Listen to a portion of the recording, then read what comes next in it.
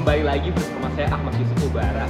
Dan buat kamu nih yang masih takut ngadepin UAS atau UTS, ini beberapa tips yang bisa kamu praktis. So, dan misalnya, kamu harus siapin mental kamu.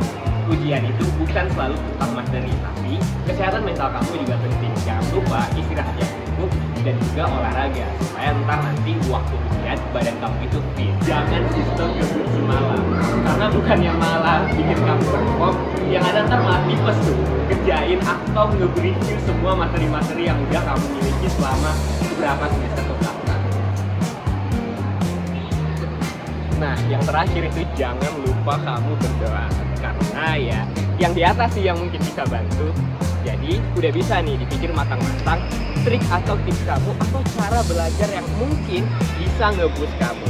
So itu aja tips dari saya. See you di video berikutnya.